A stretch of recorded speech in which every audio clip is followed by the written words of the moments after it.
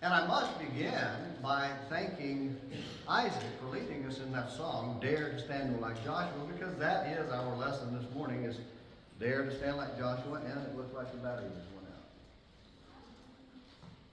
There we go. Dare to stand like Joshua. That song is a powerful song because it challenges us to think like Joshua, and to do that, go back to what he went through in his life of service to God. Joshua was a very important character in the history of the Old Testament, and very important to us, and this song challenges us to think like him and to take a stand like he did for Jehovah, as he said in Joshua 24. And in this song, in the chorus, we're challenged. Every time we sing that chorus, we're challenged to take the dare, to accept that challenge and boldly repeat those words. As for me and my house, we will serve the Lord. That's what we're called to do. That's what that song is calling us to do.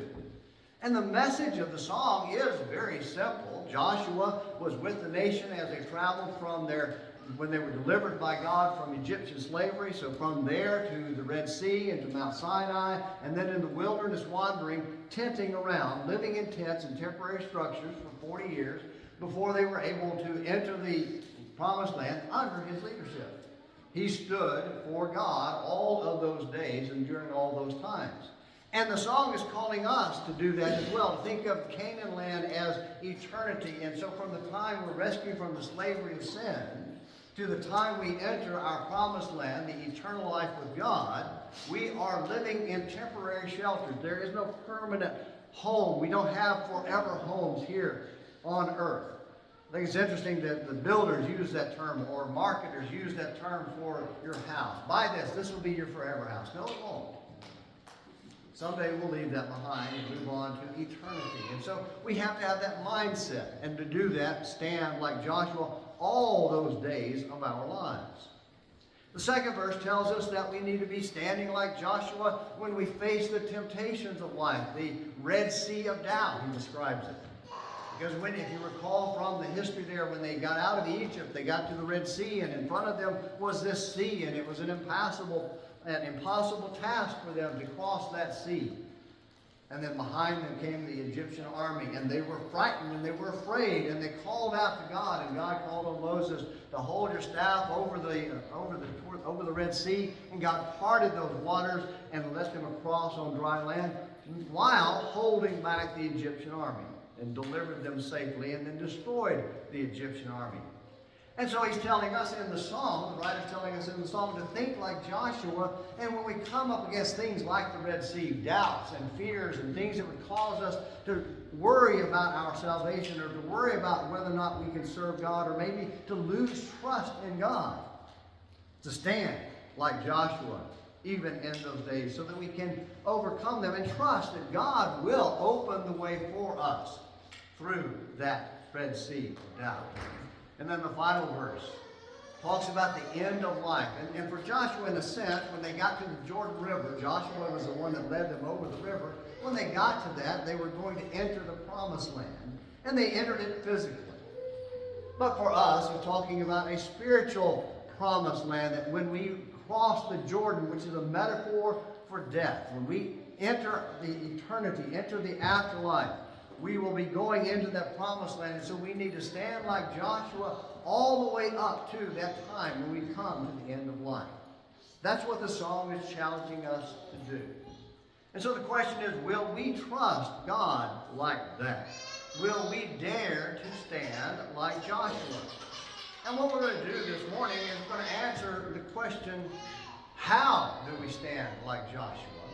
In three ways. First, we can stand on grace. We talked a lot about that this morning in Bible class. And stand by faith. We also talked about that in Bible class this morning. And then the final thing is we will stand to the end. And so as we work our way through the lesson this morning and look at how Joshua was able to stand before Jehovah, these are the ways we'll see that he was able to do that. But first, we really need to do a quick review of the history of Joshua. And we're not going to do a lot of review. We're not going to go into it in great detail. But we do need to point out some things about it. Joshua is the Hebrew version of the Greek word Jesus.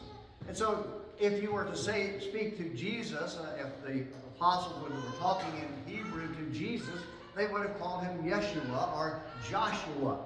That is his name. And it just means God saves or Jehovah saves. And so Joshua has the same name, and in a similar way brought the nation of Israel into the promised land, just as Jesus brings us into the promised land. Joshua was a type or figure of Jesus, and that's a very obvious lesson for us.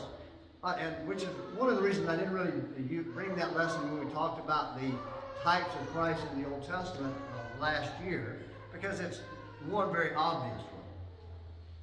But not only that, we first introduced him as an army commander in Exodus chapter 17. This is after they crossed the Red Sea, and before they got to Mount Sinai, they were attacked by a group of people called the Amalekites. And so in that short time frame, Joshua becomes the battle leader, commander in the army, or commander of the army of God's people against these Amalekites. So in a very short time, he had organized and put together a group of people to go out and go to battle, go to war. And so he was the commander that was chosen for that. This is, by the way, the battle where Moses goes up on a hill looking over the battlefield and holds up the staff that he held out over the Red Sea. And he holds it up, and as long as he's holding it up and keeps his arms up with that staff in it, Joshua and the Israelites are winning. But when he drops his arms, they lose. They start to pull back. And so Aaron and Hur stand on each side of him and hold his arms up. And we'll have a little bit more about that to say about that in a moment.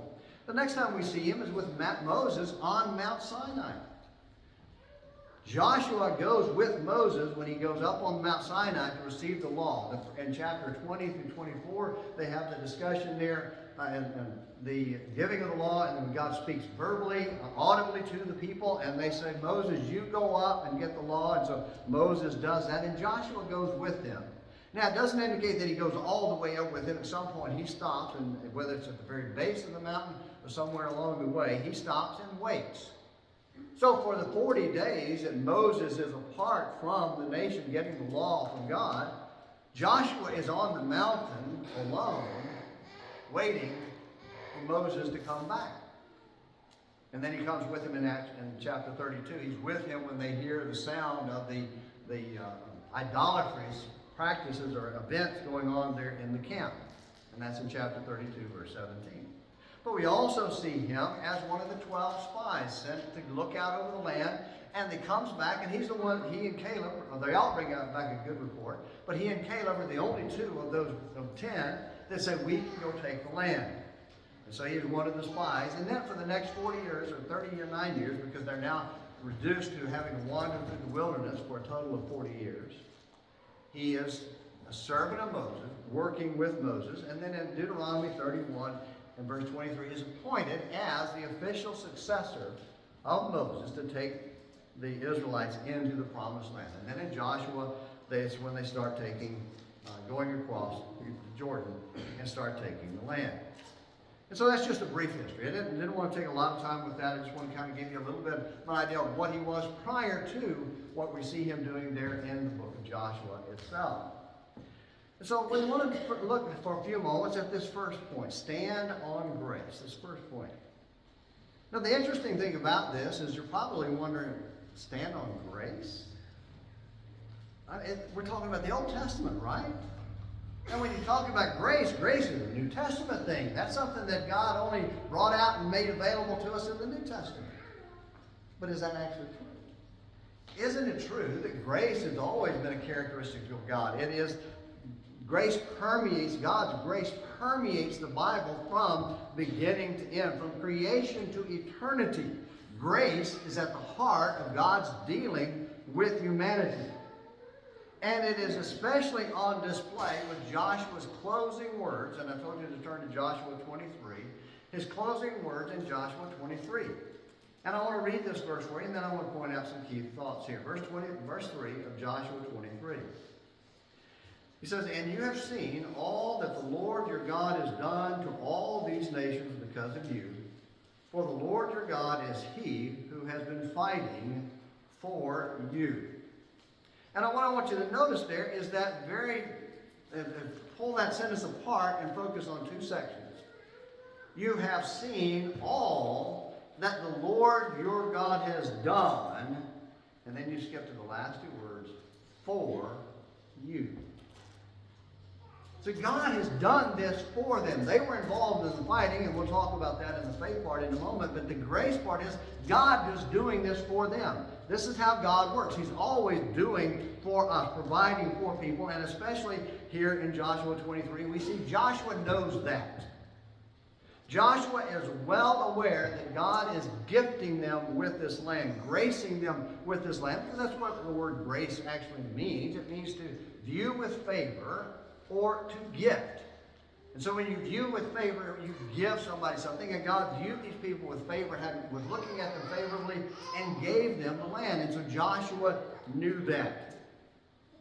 And Joshua continues to explain in chapter 24, if you'll turn back there, how he recognizes God's grace is involved in everything, going back all the way to Abraham. So God's saving grace began with Abraham, Isaac, and Jacob. Look at chapter 24 and verses 3, 4, and 5.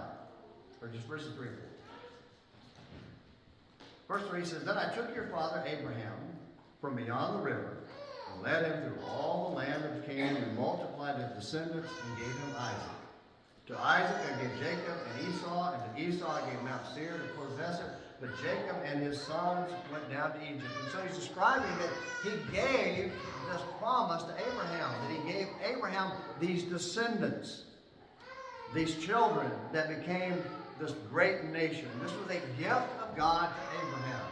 This demonstrates the grace of God. And so God was being graceful all the way back there. And then when they were delivered from Egypt, it was a gift of God. God delivered them. They didn't fight their way out. God led them out after destroying the enemy for them. In verse 5 of chapter 24. Then I sent Moses and Aaron, and I plagued Egypt. He's God speaking, or Joshua speaking for God.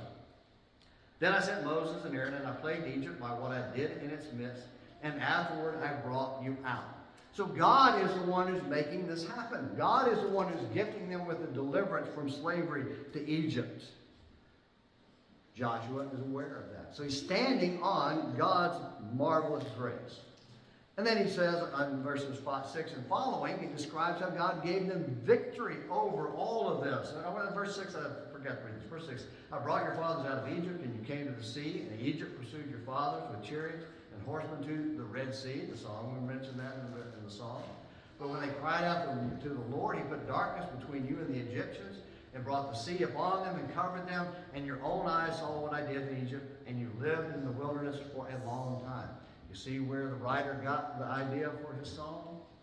They trusted in God, and Joshua was a part of that. Put his faith and his trust in the grace of God to do this for them. And then when they got to the promised land, because Joshua now is talking at the end of his life after he'd been serving God for 70 years, actually, 40 in the wilderness and 30 in the promised land.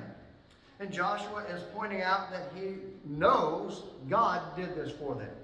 Beginning of verse 8. When I brought you into the land of the Amorites who lived beyond the Jordan, and they fought with you, and I gave them into your hand, and you took possession of their land when I destroyed them before you. Then Balak the son of Zippor, king of Moab, arose and fought against Israel, and he sent his son Balaam the son of Beor to curse you. But I was not willing to listen to Balaam. So he had to bless you, and I delivered you from his hand. So God is doing this. Then in verse 11, you crossed the Jordan and came to Jericho, and the citizens of Jericho fought against you, and the Amorite, and the Perizzite, and the Canaanite, and the Hittite, and the Girgashite, and the Hivite, and the Jebusite. Thus I gave them into your hand. Then I sent the hornet before you, and it drove out the two kings of the Amorites from before you, but not by your sword or bow. I gave you a land on which you had not labored, and cities which you had not built, and you had lived in them. You were eating of vineyards and olive trees which you did not plant. He gave it. And Joshua knows that. So Joshua is standing on the grace of God and is reminding the Israelites here before his death that this is how we got this land. God gave it to us. It is a gift to us. We didn't earn it. We don't deserve it. He gave it to us because of his favor toward us. There's the grace. Standing on grace. So it's not just a New Testament concept. It's a biblical concept.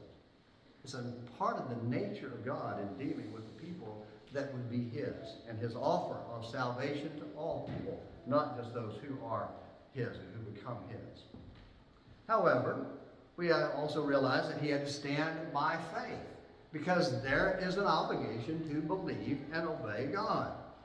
This is something that is always, that God's favor, other than the fact that he put this in this earth and gave it to us, there's a general grace in that sense, but in the sense of the saving faith, of having fellowship with God, receiving the gifts that he is offering us of salvation, there are always conditions involved.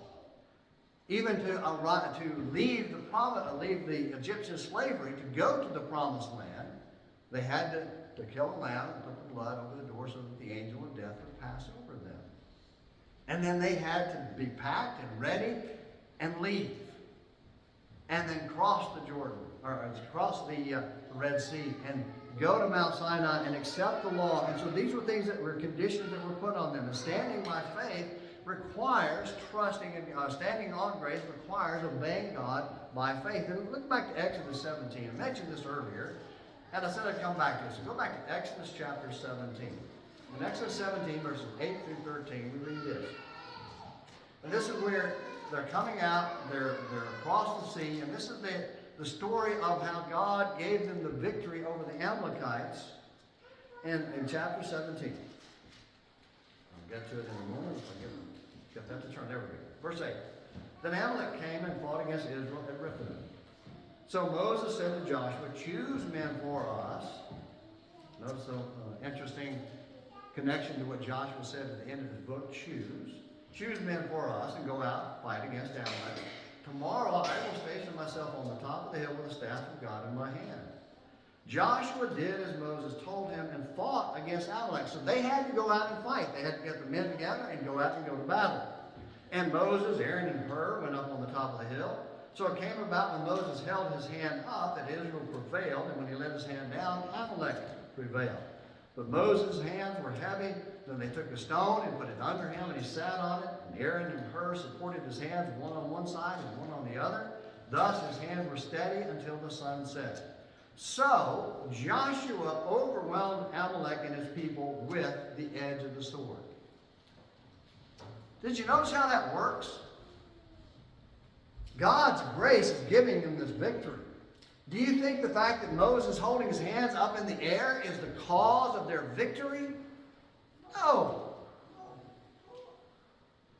But it was what he was doing because God is the cause. And do you think that the victory was because Joshua picked out some good fighters and went out there and really won the battle for God?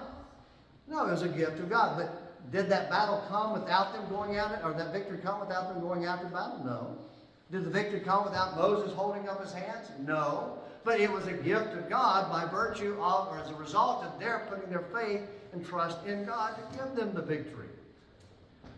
That's the kind of faith that Joshua had. And that is our first introduction to him. Now, turn over to Numbers chapter 14. Numbers chapter 14. And we see him and his willingness to go take the promised land. Just a quick review of history. After they got the law there on Mount Sinai and they built the ark and all the furniture and the tabernacle, a year later Passover had come, so it had been a year since they left the Egyptian slavery and left Egypt, and they had built all this stuff, and then they had the Passover they worshiped, and then they headed up to go take the land. And when they got down at the southern border of the land, the promised land, they sent out the 12 spies. And the 12 spies came back and said, it's a great land. It's everything God said it would be. Except 10 of the spies said, we can't take it. There are giants in the land. There are people we can't defeat.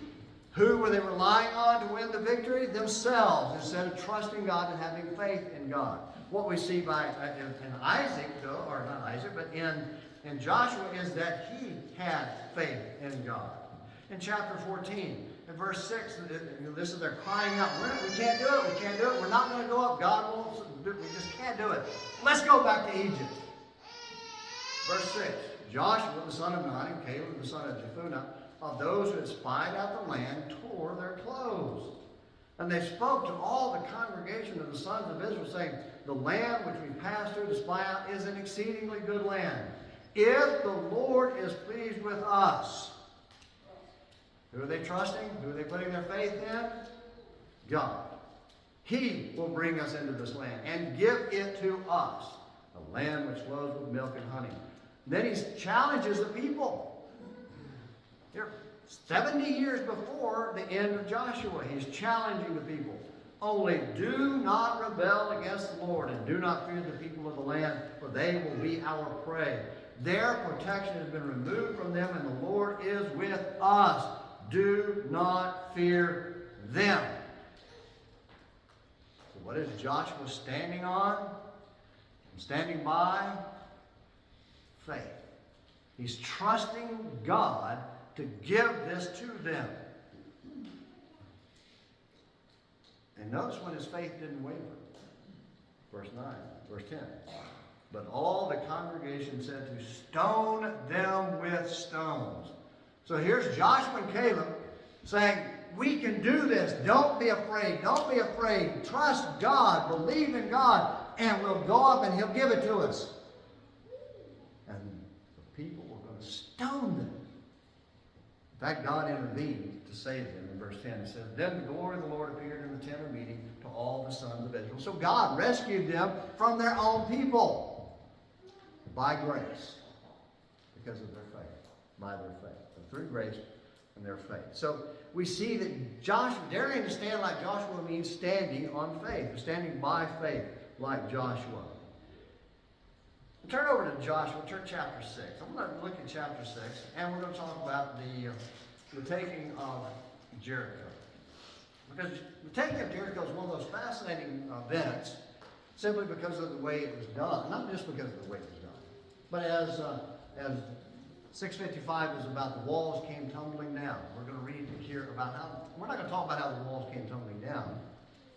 We're going to talk about their faith and how it tied into the grace of God. In chapter 6, let's read down in verse 2 through 5. Verse 2 says, the Lord said to Joshua, see, I have given Jericho into your hand with its king and the valiant warriors. All right, so according to the modern definition of faith, then walk on in because it's yours now. It's yours. I've given it to you. Oh, wait a minute, there's more. Also, verse 3, you shall march around the city. All the men of war circling the city once, you shall do so for 3 days. Also, 7 priests shall carry 7 trumpets and ram's horns. That goes on to describe how that process takes place. And then at the end of verse 5, all the people will shout with a great shout, and the wall of the city will fall down flat, and the people will go up, every man straight ahead. And so what he's telling them is ignore normal process of conquering a walled city. Don't think you're going to do it on your own. Don't think you're going to do it by your power and your might. I'm going to give it to you, and here's how I'm going to give it to you. You are going to go march around the city 7 days. And then at the end of that 7th day, after you march around it 7 times on that 7th day, you're going to shout, and I will make the walls fall down. The walls will fall down. Did the walls fall down because of their shout? Or because of God making them fall down to give the city to them? This is a combination of grace and faith. God gave them the city, but only after they obeyed God's command. Look at verse 16. At the 7th time, when the priest blew the trumpets, Joshua said to the people, shout, for the Lord has given you the city. So Joshua, God's given you the city. And then in verse 20, So the people shouted, and the priest blew the trumpets, and when the people heard the sound of the trumpet, the people shouted with a great shout, and the wall fell down flat. So the people went up into the city, every man straight ahead, and they took the city. Now wait a minute, I thought God gave it to them. Yes, He did. By faith. They took it, though. So God gracefully gave them the city, but by faith, they took it. By faithfully obeying Him and doing what He said. So was it grace or faith? It was both. One of the things that we don't want to do is try to contrast and put some kind of conflict between grace and faith. Faith is a requirement. It is an obligation to receive the offer of grace. Now, I do want to show you this. We'll get to that in a moment. I do want to show you this. In Joshua chapter 7, we talked in class this morning about how Abraham wasn't perfect. Joshua wasn't either. In chapter 7, after they took the Jericho, then they went to take the city of Ai. And when they did that, Achan had stolen and hidden away some of the gold that they were supposed to destroy in Jericho.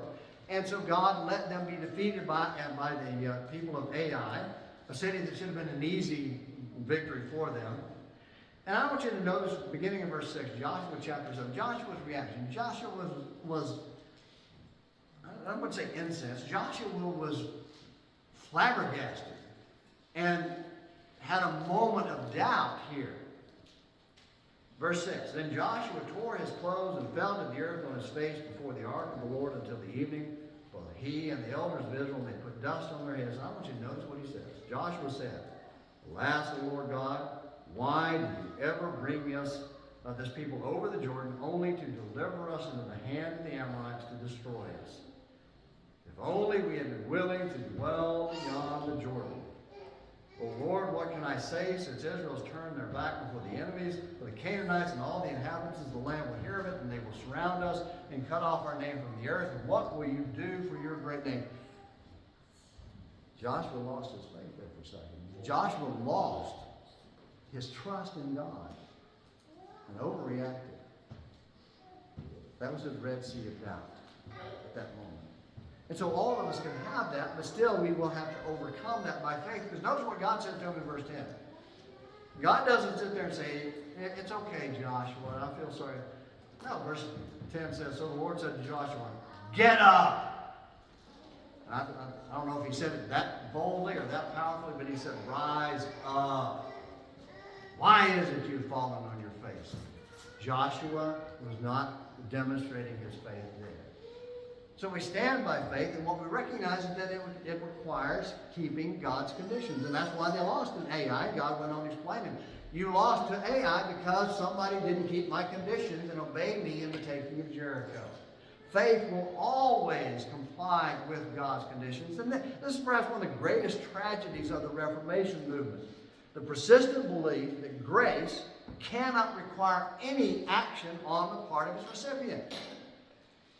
Leading to two very popular doctrines, faith only and once saved, always saved. Yet the Bible is consistent throughout. Anytime God puts conditions on receiving His gift, we must comply with His conditions and requirements to receive His gift. So beware anyone teaching some kind of effortless grace or faith. Obedience is an essential component of faith, and faith is man's part in receiving God's gracious gift of forgiveness. Key to that is forgiveness. And forgiveness is something we cannot earn on our own, because when we sin, we deserve nothing but death. And God offers us salvation.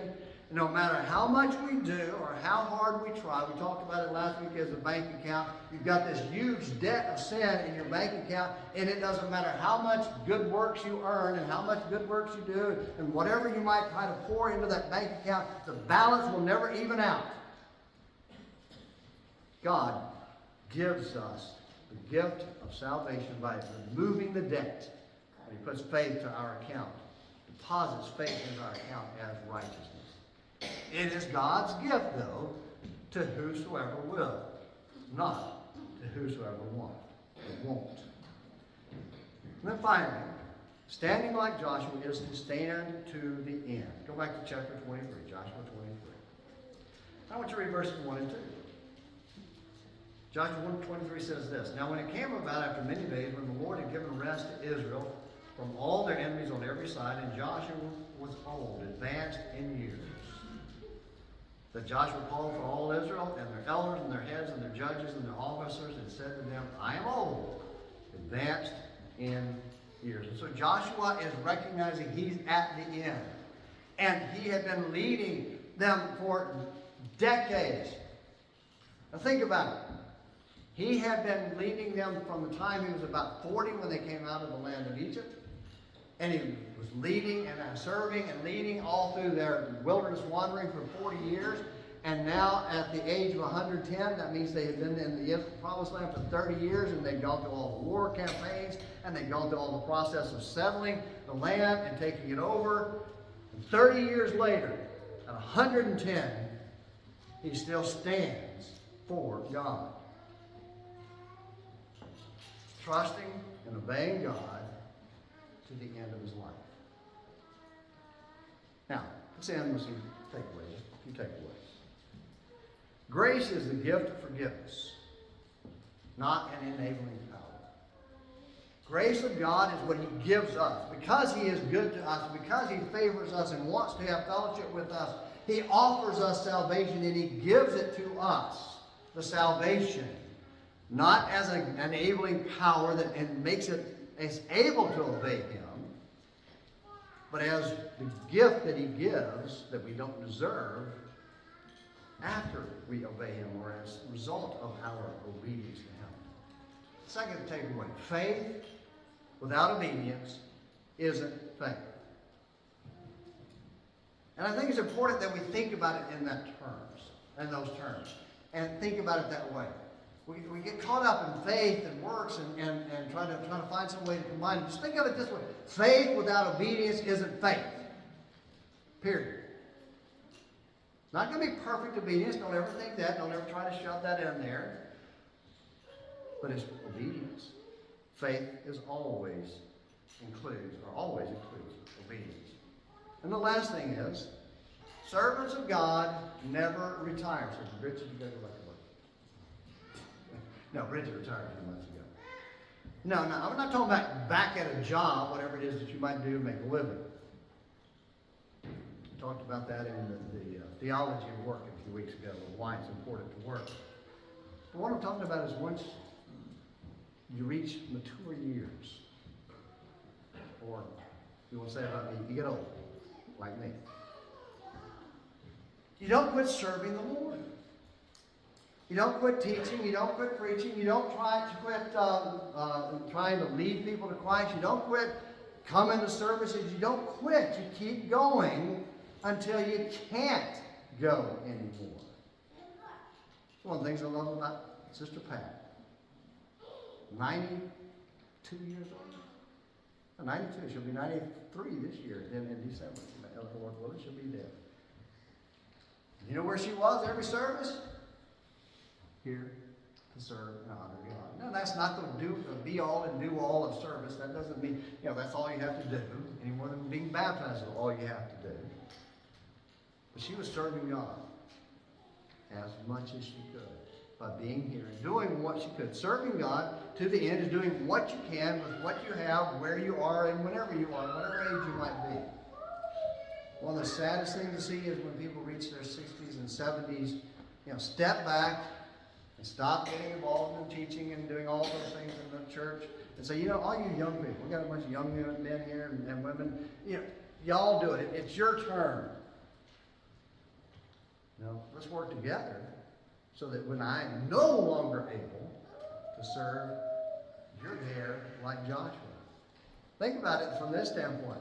How old was Joshua when he took over? He was 80 years old. So I got a ways to go yet, so I better not complain. Servants of God never retire from serving God. Now, it sounds like a lot of work, doesn't it?